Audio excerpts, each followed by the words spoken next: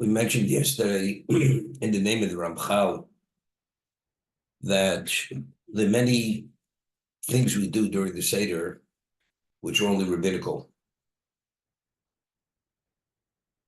For instance, the Dalet Kosos, which correspond to the Dal L'Shani Gula, which correspond to the four expressions of redemption, are only rabbinical. Haseba, that we drink the cups, we eat the matzah, which is obligatory rabbinically, it's only drabonim. If one does not recline when he eats the matzah, one has to eat matzah again. If you drink the dalet kosas, which correspond to the four expressions of gula, and you don't recline, you have to drink the cups over again. And there's even a mitzvah that although it's not obligatory to recline during the meal, it has added value because a free man, a ben chorin, when he eats in the olden days, they would recline. So it's a demonstration of cherus.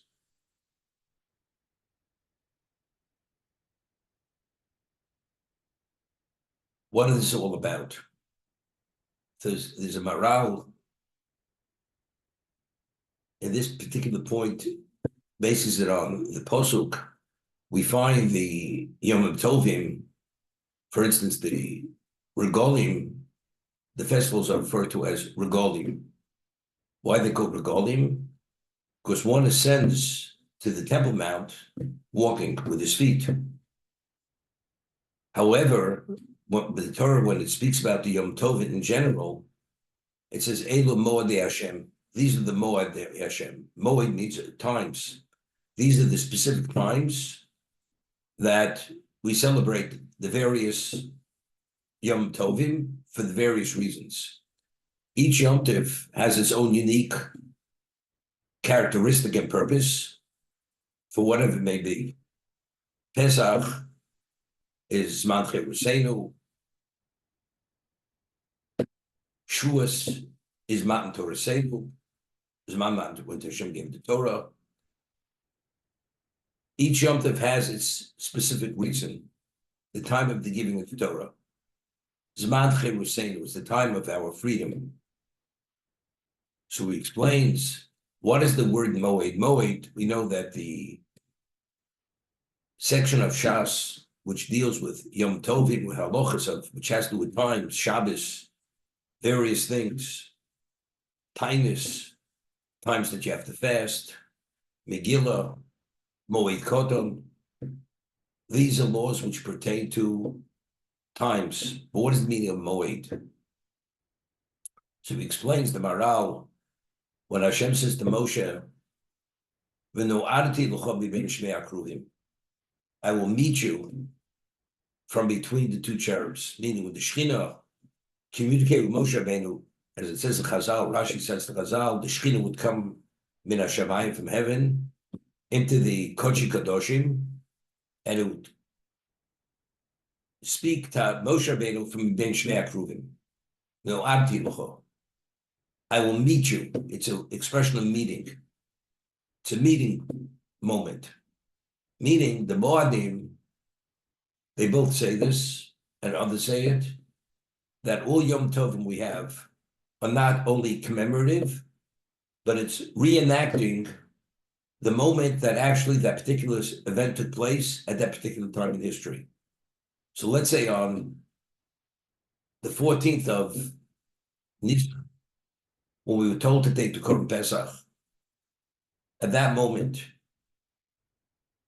there was a certain level of relationship between Hashem and Klal Yisrael, because they took that Korban Pesach, which was examined for 4 days to make sure it did not have a blemish, a mum, and they were going to slaughter it. Shabbos HaGodol, as we mentioned yesterday, somebody mentioned, the Torah says, why is it called the Great Shabbos? Because the Jews, they had to examine the sheep or the goat for 4 days to make sure it wasn't blemished. So every Jew had a sheep or goat tied to his bedpost. And when the Egyptians came and they visited the homes of the Jews to check on them, they said, what's this all about? The sheep, the goat, that's their deity.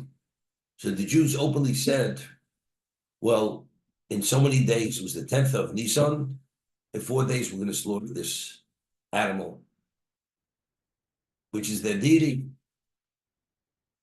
So the Chazal say, the Egyptians, they gritted their teeth, turned around, walked out.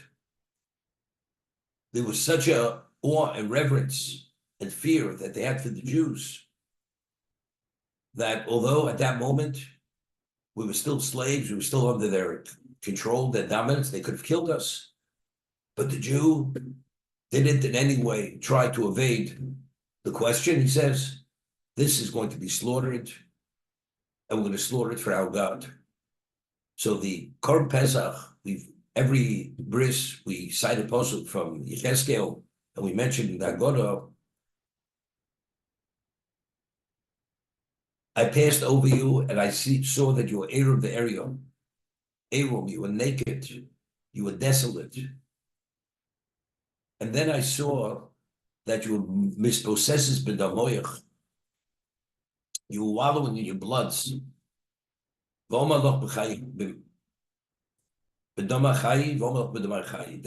due to that blood, you will have life. What is this referring to? Hashem saw that we had no mitzvahs. We were totally devoid of mitzvahs. He gave us 2 mitzvahs. Which 2 mitzvahs did he give us? The mitzvah of Milah, we were not circumcised in Egypt. Because initially, as I mentioned, what precipitated the bondage? Because the Jews said, we have no interest in Milah any longer. We'll be uncircumcised like the Egyptians. When Klal Yisrael said this, Hashem says, if that's the case, although until this moment, the Egyptians, they esteemed you, they revered you, and you saw you special, but from this moment going forward, they will despise you, they will be paranoid, and because of that, you'll be enslaved. So what precipitated the bondage? The Jews said, we no longer want to be circumcised. We want to be uncircumcised like the Egyptians. So Hashem says, if you want to be like the Egyptians, you're going to taste that bitter pill in a very strong way. And this was the beginning of the what? Of Davodas Perech, the back-breaking work which totally destroyed them. So what caused the shibud was they said, we don't want to be circumcised. What was going to open the gates of influences to bring about the Gula was a total rejection of the original position. I'm giving you the mitzvah of Milah. Milah is the Bris Kodesh. That's the covenant between Hashem and Klal Yisrael, which he gave to Avram Avinu.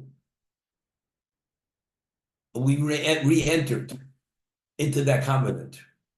And we mentioned multiple times in the name of the Zohar HaKodesh, which the Orach Chaim cites in Parshas Tazria, that what the Orla is, Adam, when he was created without a foreskin. The Orla is a covering of the male organ. Whenever we speak about covering, it means it's a lack of clarity. There's a concealment.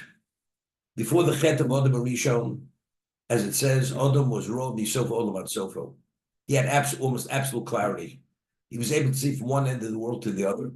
As the Gemara says in Nida, that a child before he's born into this world, what is his situation?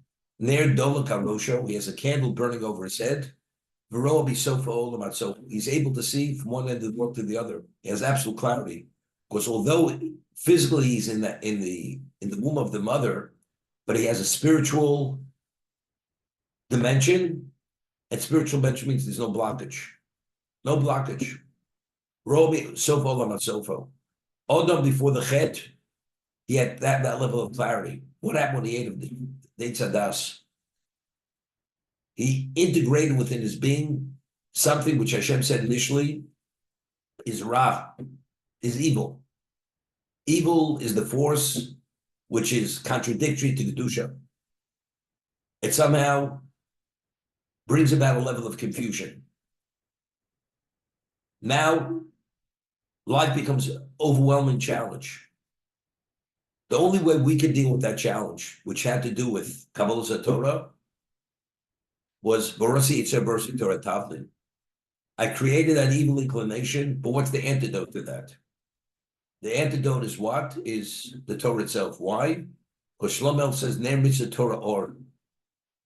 Torah is the illuminator. Meaning, when you study Torah, as you should study it, it brings about a level of clarity, of illumination, similar to the illumination was before the Chet of Adam Rishon. As it says, Ro misof olam sofo. He saw from one end of the world to the other. Although every human being is subject to the Yetzer Hara, therefore there's always a degree of lack of clarity, but within the context of limitation, we have clarity. That's Ner Mitzvah Torah Or. So the Orlo, the foreskin covering, that obscured, that minimized that clarity. It closed it down. The mitzvah Milah that was given to Avraham Avinu, he was able to achieve within himself, within his own neshama, of a level of perfection that by removing that foreskin, which is an expression of the Ra, of the evil of Deitz Adas, that would be a tikkun. That is a correction in the neshama that it gives the Jew relevance and a potential to open the gates of Kedusha. He has a capacity to be a beneficiary of those forces, which allow the person to be spiritualized. It removes the blockages. It's like a person, you could give him a transfusion of the most best quality blood, but if he has blockages, it doesn't flow through the system. Until Avraham Avinu, regardless of the hashpah, of the influence which God would release, the neshama of the human being was fully blocked. Like a person has, every artery is 99.9% blocked. Very little gets through. Avraham Avinu, through the many challenges he had, the ultimate challenge was the Akedah, which was after he was circumcised. He only merited to be the patriarch, the father Yitzhak, only after he became Avram. He became Avram with what? With the Midah. When he was circumcised. His name will no longer be Avram, it's Avraham. And only then, on the third day of his circumcision, when did the Malachim come to him and say to him, Sarah will have a child in a year from now? That's only after he became Avram, after that impediment, that representation of evil, which was the Orlo, was removed from him. That tikkun was applied to him. Now he's ready for real time. It's interesting. The Gemara says in Sanhedrin that Gedol Tzadikim Yosim Malchi Ashoris, that a tzaddik is greater than even the greatest angel. And we speak about angels of various echelons. Ofanim, Srofim, Chayes HaKodesh. And the Gemara describes what they are. They're at a level which it's not fathomable by any human being to fathom even what they are. But a tzaddik, the tzaddik with all his limitation is greater than that greatest angel. So Chaim Volozhin explains in Nefesh HaChaim, an angel is an angel because he was created with that capacity. It has nothing to do with the angel's initiative. An angel has no initiative. An angel has a value, has a purpose to function in a certain capacity. Hashem created that capacity with all that ability because that's the function. A tzaddik is only a tzaddik because he took many initiatives. He met many challenges. It was through his own free choice did he achieve this status called tzaddik. So therefore, although a tzaddik is in his understanding and clarity is infinitesimal to the understanding of an angel, but in God's eyes, The tzaddik is a tzaddik because he's a self-made man, relatively speaking. Of course, it's siyata d'shmaya, but it's every aspect of his life is because he made choices. He exercised his free will to achieve what he did by meeting those challenges. Therefore, Adam was created in the nearly perfect state. It had nothing to do with Adam. He was created without a foreskin. He had one challenge he had to achieve. No need of Deitzah Das. If Adam wouldn't have needed of Deitzah Das, the world would have reached a level of perfection forever. A full integration of spiritual, physical. He failed. When Avram became circumcised, he became a Bria Chadosha. And as I mentioned in Negan Maral many times, it says at the beginning of creation, Bihi Boram. When he created them, Bihi Boram. So the Medrash says, Bihi Boram, those letters are Osis Avraham. Avraham. Avram was the beginning of a new creation.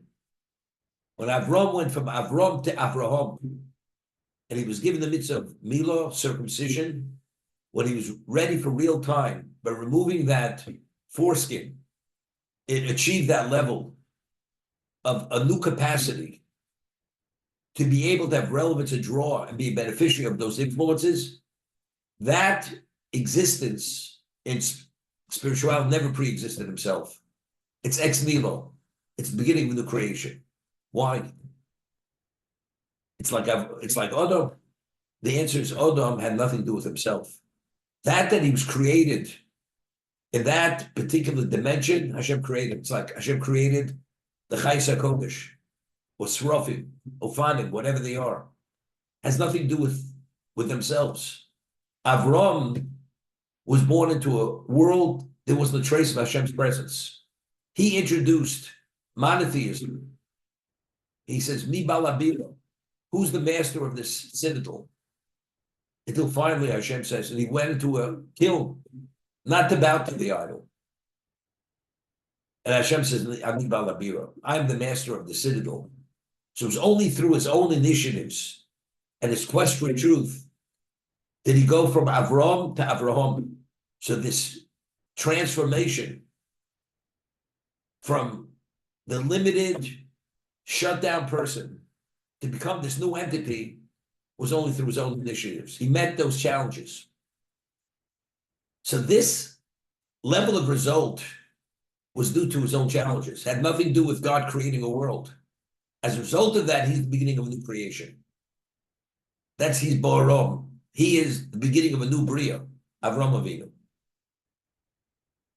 The Jews said, we have no interest. We want to go back into the dark ages, relatively speaking, spiritually speaking. We want to be circumcised like the Egyptians, uncircumcised. We have no interest in the Bima. The Ramban writes in the Pasuk in Dvarim, Hashem will circumcise your hearts and the hearts of your children. So the Ramban writes, what is the circumcision of the heart? We speak about the Yemos Mashiach. When all evil will come to an end, it will no longer be evil in existence. That's the Milas Halev. That's the circumcision of the heart. And he says the basis for every drive, which is contrary to spirituality, emanates from the Eitzadas, from the time Adam made of the Eitzadas, the sexual drive, that we want to amass wealth, to indulge in pleasure. That's all driven by the Eitzadas. At the end of time, Hashem will circumcise, will remove and expunge from existence every aspect of the result of that Eitzadas. So when the Jews said, we want to be like the Egyptians, we don't want to circumcise ourselves any longer. What did they say? We want to go back to the Dark Ages. We want to be indulged and be immersed in whatever that represents. Hashem says, if that's the case, you have to experience bondage in the physical sense. not in the spiritual sense. You'll be enslaved, you'll be afflicted. To what point? Avodas perech, even to the point that it'll destroy you physically. You'll be destroyed from this.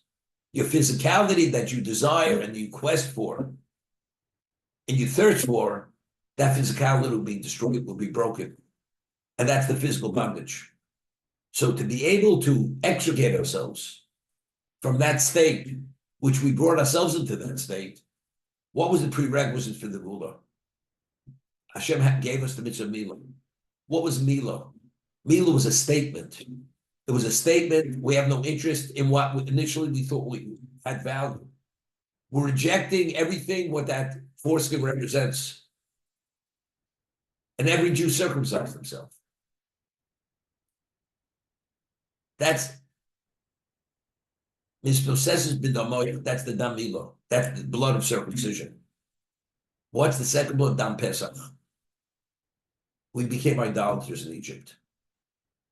We became pagans. A result of going in that direction. So how do you go and terminate that relationship? You take that deity, which is the deity of Egypt, is the sheep or the goat, and you sacrifice it. For who? For what? Regardless of what the Egyptians think. You bring it as a korban Hashem. Its value has no relevance to what some deity, some power, because there's no other power other than Hashem. And that's that open statement. Therefore, Hashem says, I passed over the Max Bechoris, and I saw my children mispossessed b'damayach. They were wallowing in bloods, the blood of Milah and the blood of Korban Pesach. And Hashem says, because of those bloods, you will live. You have relevance to eternity. You have relevance to Gula, to leave Mitzrayim, to go to Sinai. To be able to reinstate that clarity, to be able to be Robi Sofo like Sofo, to be able to see from one end to the other end, to have relevance to their mitzvah Torah Or. Torah Or only came about at Sinai. That was the ultimate Torah Or. That was the Tavlin. Person's comatose, you give medication, it's not going to help him any.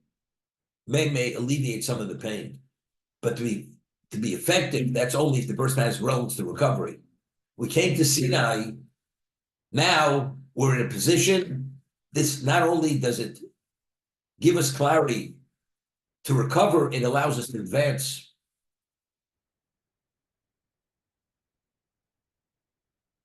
We read before we left Egypt that if you keep the mitzvahs and the Torah which Hashem communicates to you, the machla, the illness, the disease that it brought upon the Egyptians, I will not bring upon you, because I am Hashem your healer. So the Gemara explains, if you keep the mitzvahs and everything, you don't have to worry. You can be exposed to all the diseases, the illnesses of the world. What happened to Egypt, you're not, and you saw it firsthand. And you understand what that means. We speak about how many makkos were in Egypt. Was each makkah 4? Was each makkah 5? Called psukim in the Haggadah. So we saw firsthand, although we say blood, there were many side effects besides blood. And they suffered tremendously, the Egyptians. And the Jews saw and witnessed this. And Hashem says through Moshe Rabbeinu, "Makash has something Mitzrayim, hamachlo, the illness, the disease, lo ovo lecho, ki ad Hashem rofecha." What's ad Hashem rofecha? And even if you should fail, and you're deserving of that, you have realms to recovery, because I'm your healer. Meaning it's not permanent. Whatever happens to you, even spiritually failing, a Jew always has relevance to recovery. A Jew can always do tshuva. The Gemara tells us, Yisrael pi shechoti Yisrael. A Jew, even if he sins, God forbid, he becomes an apostate, he's still a Jew. The core never changes. And that's why, until he dies, he has realms to come back. He has realms to tshuva. He can always do tshuva. That's Kera, Ani Hashem Rofecho. I am Hashem your healer, that even if you should fail and fall to that low level, I'm your healer, I'm able to bring you back for that reason.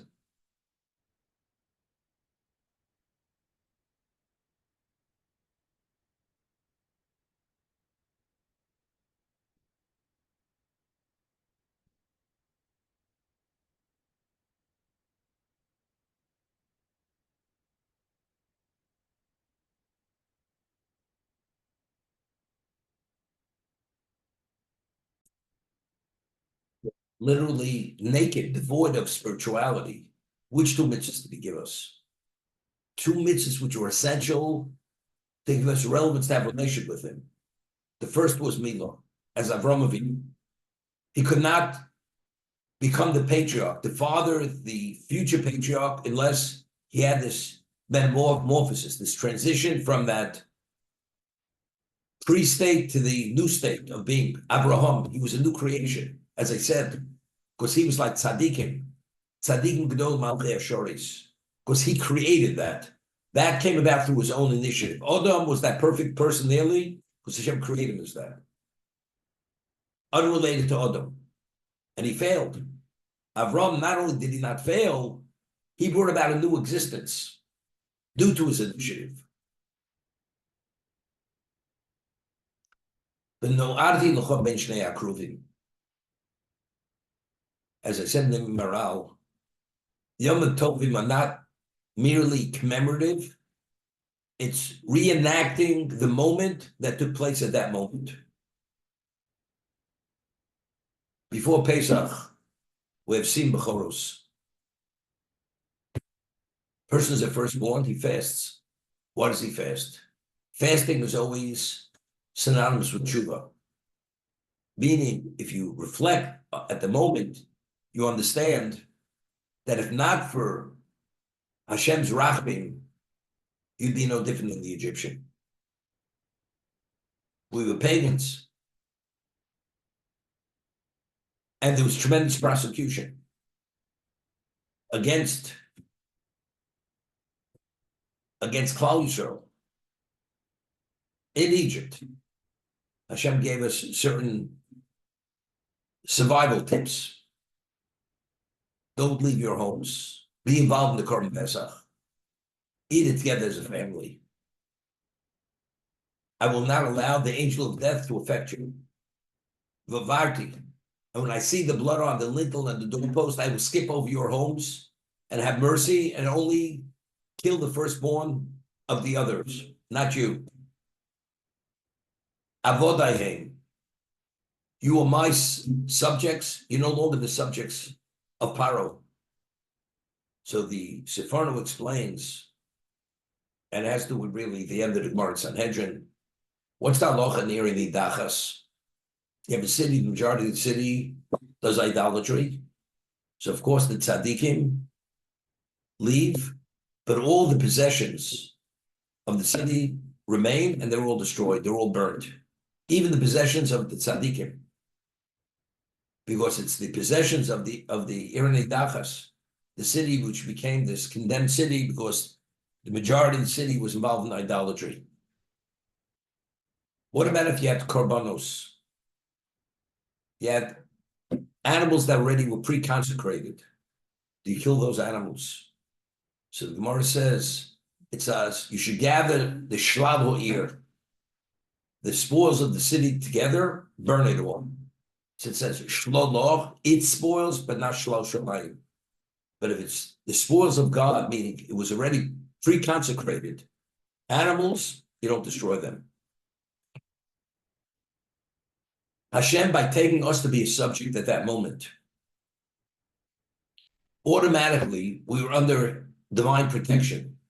The Malach said no relevance to us. We were off limits to him.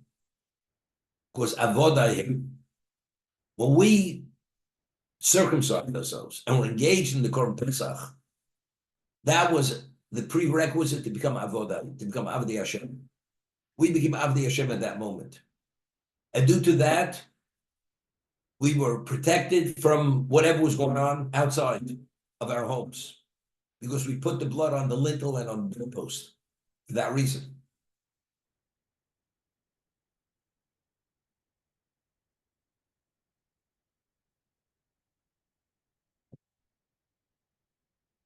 There's a Ramban. The Ramban writes that we all know, which we discussed in the past, that every nation has an archangel. And we speak about Mazolos, we speak the zodiac. In the zodiac, Nisan, the sign of the zodiac is Tleh, is the sheep. And he cites over there, the Ramban, that of all the Surim, all the archangels in heaven, the most powerful of all the angels was the archangel of the Egyptians, of all of them. And to be able to extricate yourself from under his power, when he had control, it was impossible. We read in the Agora, I personally will go out and kill every firstborn. So we say in the Agora, Aniv lo malach, Aniv lo sorov, Aniv lo achim. I, not an angel, not any level of angel. Me, no one else. No one else was qualified to do it. So there's a famous Zohar, Rizal, that the impurity of Egypt was so overwhelming that even the greatest angel couldn't survive, couldn't deal with what Egypt represented. So the angel couldn't have taken us out as Hashem's agent. Hashem had to come himself. The empowerment of the angel, of the archangel of Egypt, was so overwhelming that only the creator himself, Hashem himself, who wills all existence, was able to negate this angel and therefore it says, I will bring judgment upon their gods, the deities, all the deities. The deity is only a representation of that archangel, of those spiritual forces. I will negate every one of them. Shvatim comes with mishpat. Everyone will be taking the judgment. And it says, what I'm doing, Max Bechoros, if it was made of metal, the idol, it melted. If it was made of stone, it shattered, it cracked. It was made of wood, it rotted. That was only an indication that what that represented, the power behind that was totally negated.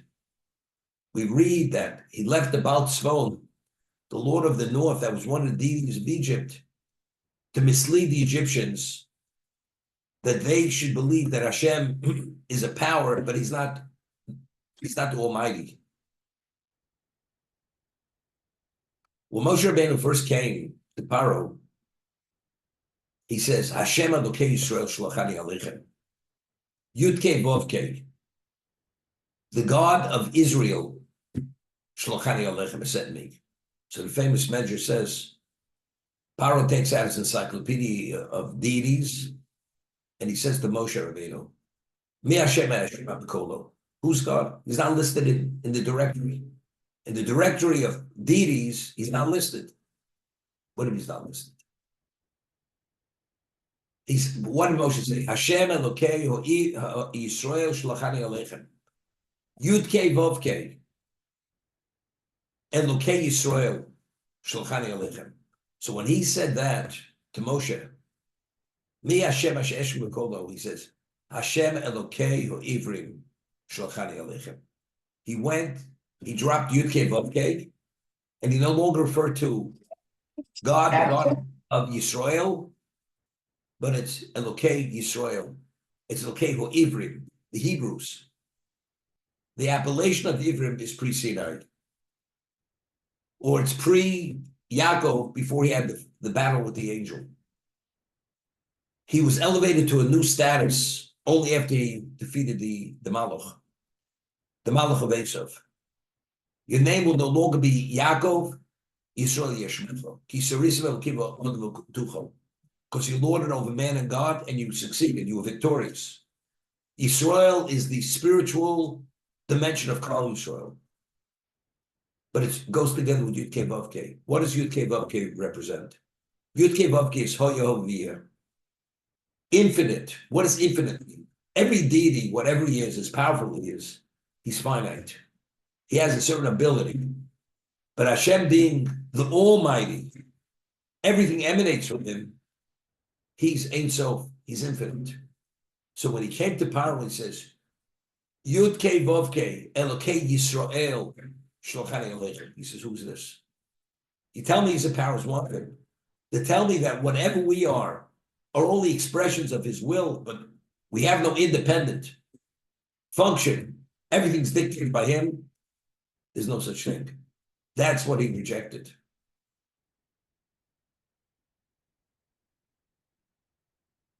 So therefore, I came to Egypt to take them out. What did that say? That all these deities are not independent. But Paro held, since Hashem left the Baal Tzvot, the Lord of the North, evidently, Hashem is a power, because he'd be the all-powerful, wanted to destroy the Baal Tzvot. Evidently, he's more powerful, but he's not the all-powerful. He's not the all-encompassing. But that was only to mislead the Egyptians to bring them into the Yam Suf, to destroy them. That was the whole understanding.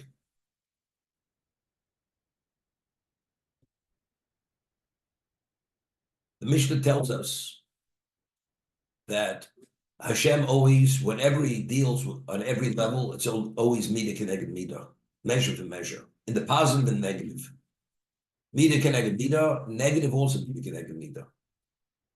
When the astrologers of Egypt saw in the stars that Moshe Shel Yisrael is being born, the Redeemer of Israel is being born, and ultimately his end will come about through water, they said that all Jewish children should be thrown into the Nile, into the Or.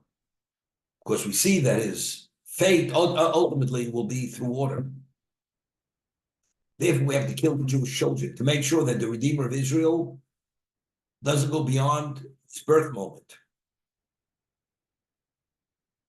So the question is, they could have made a fire, take all the kids, Jewish children, wherever you are, wherever you locate in Egypt, make a fire and burn them. Kill them by the sword. Strangle them, whatever it is. Yimach Shmam, like the Hamas, Yimach Shmam with the Arabs. Why did they choose water? So they said because the God of the Jews, whenever he avenges his people, it's always measure for measure. We kill him by the sword, he will kill us by the sword. We kill them by fire, he'll kill us by fire. Whatever. But if we kill him by water, he made a covenant with existence that he will never destroy the world through water. So therefore, we have his hands tied. So what does Hashem say? No problem. I will not bring water upon Egypt. But you people are going to the water. So all this misleading them, to bring them to Kriyas Yam Suf, and ultimately the sea closes on them, that was part of the Mida Keneged Mida. You killed my children through water, your end will come through water. But how do you get it there? You borrow Klezov, Klechesef. You borrow their personal effects. You take every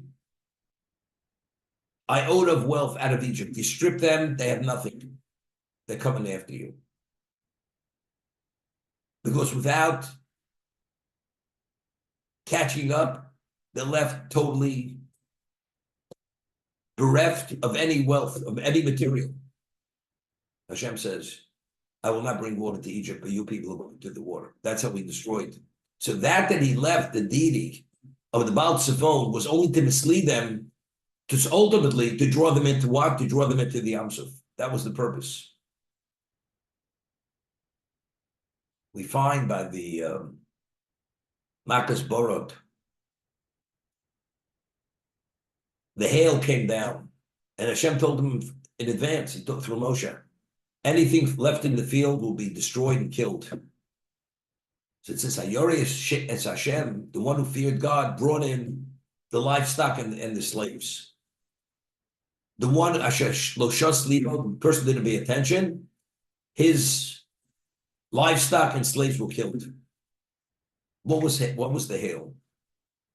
So the Torah tells us explicitly it was what? It was borod was Eishu Mayim. It was Eish Mislav Kachas B'toch HaBorod. There was fire intermingled with the hail.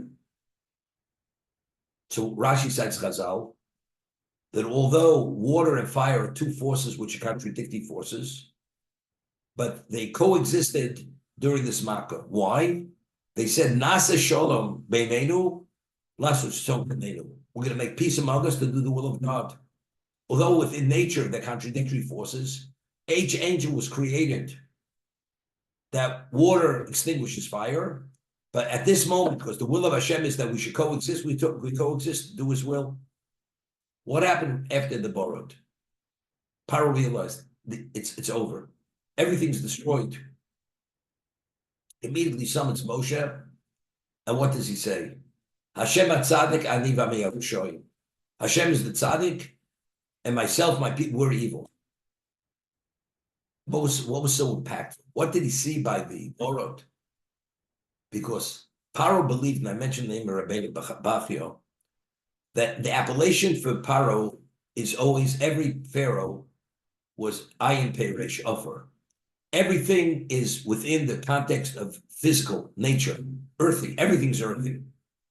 So if everything's earthy, everything's limited to the laws of nature. So if it's laws of nature, fire and water are contradictory forces. They can't coexist. So the first time you may have water turn into blood, so it's blood conversion. Here you have two forces which are contradictory forces. How do they exist? How could they coexist? This is contrary to the laws of nature. Therefore, it was like an eye opener. Hashem HaTzadik ani v'ami Yerushalayim. That's why he spoke like about tshuva. What happened when he did a survey of the damage? He realized the two crops were not destroyed. Achita so no nukud. The wheat and spelt crop were not destroyed. Ki afilu seino.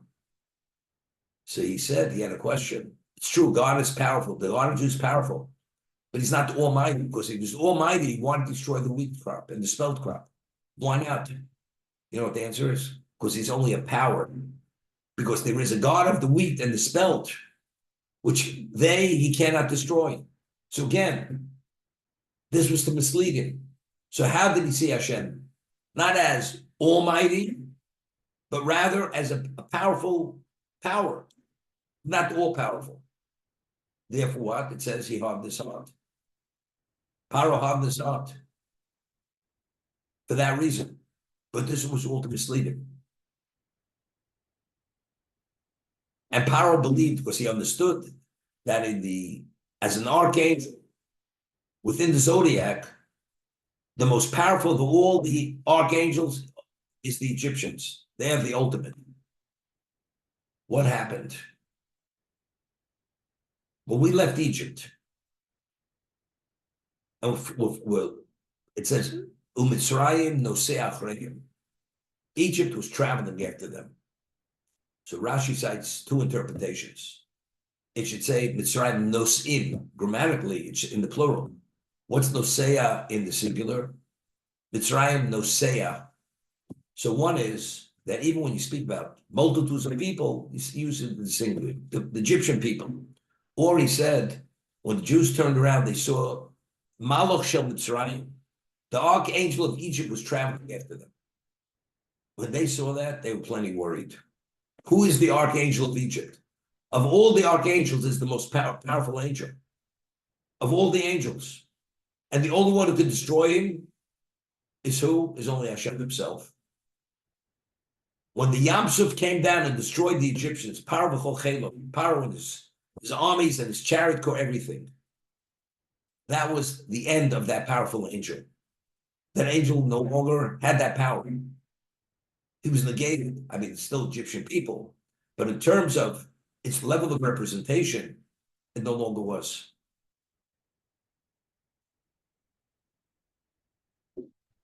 Thank you, Rabbi.